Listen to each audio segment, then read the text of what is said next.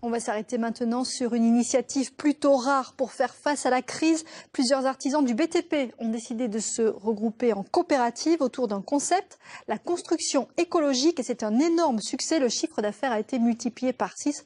Vous allez comprendre pourquoi avec Laurent Baumel et Franck de Tranchant.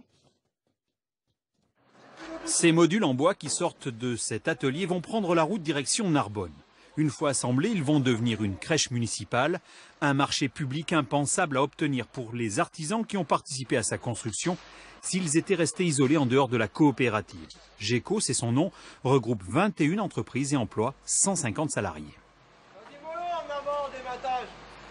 Je dirais que le plus gros avantage pour eux, c'est le fait de la mutualisation comme ça un peu des savoirs qui profitent à chacun et donc qui permet notamment de répondre à des appels d'offres et des marchés qui sont quand même plus importants. GECO fait d'abord travailler ses coopérateurs et peut sous-traiter une partie des travaux à hauteur de 20%. Ce dynamisme contraste avec le marché du bâtiment contraint par la crise depuis 2008.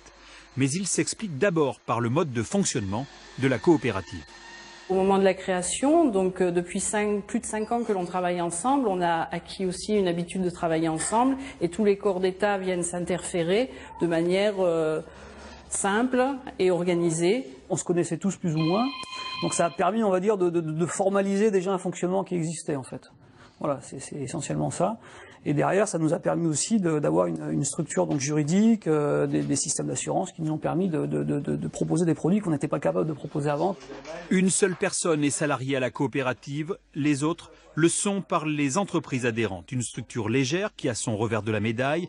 Les banques sont parfois difficiles à convaincre. Aujourd'hui, on a accouché des chantiers à 2 millions, donc ça fait à peu près des factures de 300 000 € par mois. 300 000 € par mois, si moi j'ai une personne qui me paye à 45 ou à 60 jours, donc c'est-à-dire 2 mois, et je dois avoir 600 000 € en banque. 600 000 € en banque, je peux pas. Parce que moi, derrière, je dois payer mes coopérateurs. Moi, je fais pas de bénéfices, je garde pas de sous. Ici, je suis juste une structure qui permet de faire travailler les coopérateurs. Cette année, GECO a multiplié son chiffre d'affaires par 6. Une coopérative à la dimension d'une entreprise de taille intermédiaire, ces fameuses ETI de 200 à 300 salariés qui font pourtant tant des fois la France.